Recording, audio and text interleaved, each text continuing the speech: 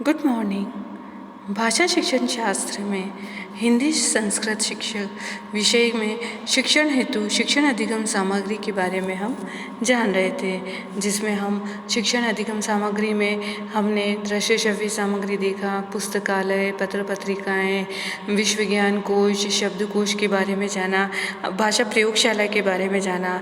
अब हम सामुदायिक संसाधन के बारे में जानेंगे। सामुदायिक संसाधन क्या होता है, इसके बारे में हम जानेंगे कि यह सामुदायिक संसाधन भी अपना शैक्षिक मूल्य होता है या किसी भी विषय के शिक्षण में स्थानीय स्रोतों का प्रयोग प्रभावशाली ढंग से किया जा सकता है। तो वास्तव में अनेक ऐसे तथ्य होते हैं जिन्हें कक्षा में भाषण या व्याख्यानों के माध्यम से छात्रों तक सरलता से नहीं पहुंचाया जा सकता। अतः प्रत्येक विद्यालय को अपने आसपास के समुदाय के सभी साधनों के उपयोग के लिए कार्य करना चाहिए। तो समुदाय जीवन यापन के विभिन्न ढंगों के विषय में प्रत्यक्ष ज्ञान प्रदान करने के लिए बालक की प्रयोगशाला है। तो समुदाय में बालक भूगोल, इतिहास, यातायात, संदेशवाहक, शासन तथा जीवन के अन्य पक्षों के संबंध में घोषणाएं विकसित करता है। तो इस प्रकार स्थानीय स्रोतों का उचित ढंग से प्रयोग करने के लिए पर्यटन का विशेष रूप से सहारा लिया जा सकता है। तो पहले केवल पुस्तकीय शिक्षा ही प्रदान की जाती थी, परंतु शिक्षा के क्षेत्र में मनोविज्ञान के प्रयोग ने इस विचारधारा में परिवर्तन ला दिया। पेस्टालॉजी ने ज्ञान प्राप्त करने हेतु क्षेत्रीय कार्य यानी कि फील्ड वर्क को विशेष महत्व दिया। इसी प्रकार से रूसो ने अपने एमिल नाम के बालक को भ्रमण के माध्यम से शिक्षा प्रदान करना उचित समझते थे। रूसो का मानना था कि पुस्तकें पढ़कर ज्ञान प्राप्त करने के अतिरिक्त प्रकृति निरीक्षण या भ्रमण करके जो ज्ञान प्राप्त किया जाता है वह कहीं उत्तम एवं श्रेष्ठ होता है। यह सत्य है कि बालक को घर में अथवा विद्यालय में पुस्तकों अथवा व्याख्यानों द्वारा इतनी अच्छी शिक्षा नहीं दी जा सकती जितनी कि उसे भ्रमण द्वारा प्रदान की जा सकती है। तो कक्षा में बालकों को अनेक ऐसे विषयों की जानकारी प्रदान की जाती है जिनको मूल रूप से देखे बिना भलीभांति समझा नहीं जा सकता। अर्थात बालक जब तक किसी तत्व को आंखों से देख नहीं लेते तब तक उनके विचार पुष्ट नहीं होते। इसी प्रकार विभिन्न विषयों के शिक्षण को रोचक एवं प्रभावशाली बनाने के लिए स्थानीय स्रोतों का उपयोग विशेष लाभदायक सिद्ध होता है। अतः विद्यालय में भी अध्यापक का यह कर्तव्य होता है कि उसे उद्देश्यों की पूर्ति के लिए समय समय पर भ्रमण अथवा पर्यटन योजनाएं बनाने का प्रबंध करना चाहिए। और पर्यटन को सफल बनाने के लिए अध्यापक को कुछ बातों का भी ध्यान रखना चाहिए कि पर्यटन के स्थान का चुनाव उसके विषय के अनुसार हो, पर्यटन की तैयारी करनी चाहिए, पर्यटन के लिए क्या क्या सामग्री की आवश्यकता होती है, पर्यटन के लिए संगठन होना चाहिए, पर्यटन का मूल्यांकन करना चाहिए। तो इस प्रकार हमें ये पता चला है कि सामुदायिक संसाधन यानी कि समुदाय में रहकर जो संसाधन होते हैं, जैसे कि प्राकृतिक संसाधन, ऐतिहासिक प्राकृतिक संसाधन में जैसे कि फल, फूल, पेड़, पौधों के बारे में जानकारी प्राप्त करना और ऐतिहासिक स्थान के बारे में जैसे कि आपके आसपास कोई किले या ऐसा हो तो उन्हें शैक्षिक भ्रमण पर ले जाकर उन्हें ऐतिहासिक हिस्टोरिकल चीज़ें दिखाकर उनकी ज्ञान में वृद्धि करना। और अब आप इसी तरीके से सार्वजनिक शिक्षा संस्थाएं भी होती है जिसमें आंगनवाड़ी, ग्राम पंचायत, जिला न्यायालय इस तरीके की जब स्थान होते हैं तो उनको वहाँ ले जाकर उन्हें उनके बारे में उनके कार्यों के बारे में उन्हें अवगत कराना चाहिए। तो इस तरीके से उनके ज्ञान में वृद्धि होती है।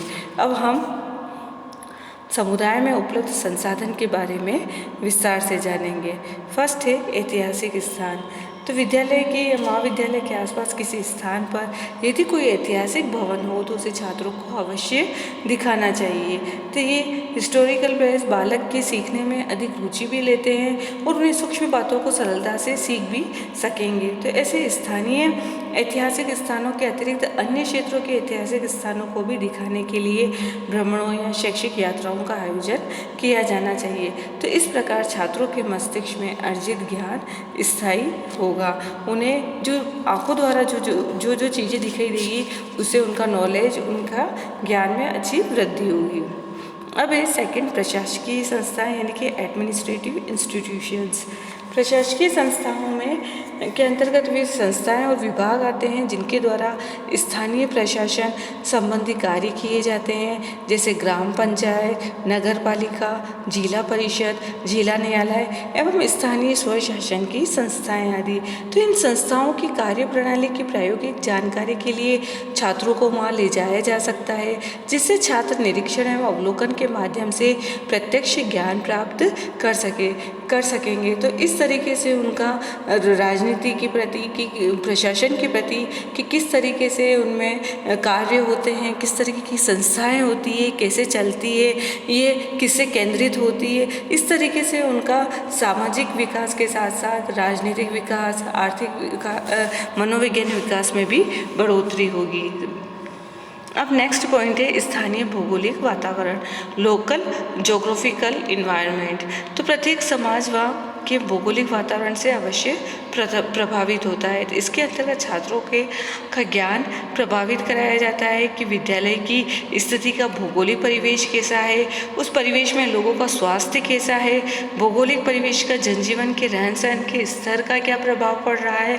तो इस तरीके से उसके आसपास का एरिया एनवायरनमेंट कैसा है वो बच्चों को प्रभावित करता है, यानी कि छात्र का सामाजिक विकास किस तरीके से होता है यह वहाँ की भौगोलिक स्थिति के बारे में पता चलने से लगता है।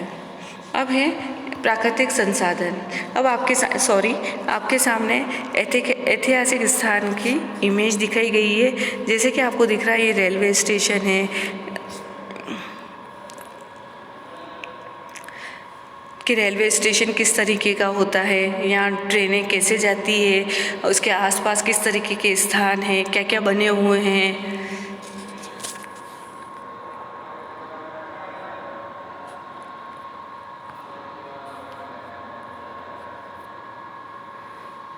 अब स्थानीय संस्थाओं में आपको प्रशासकीय संस्थाओं में जैसे बैंक, डाकघर, बस स्टैंड की इमेज दिखाई गई है। अब है प्राकृतिक संसाधन यानी कि नेचुरल रिसोर्सेज। आपको जैसे कि आप जानते हैं कि स्थानीय नदियों, झीलों, पर्वतों तथा प्राकृतिक संपदा आदि के विषय में जानकारी के लिए शैक्षिक यात्राएं आयोजित की जाती है।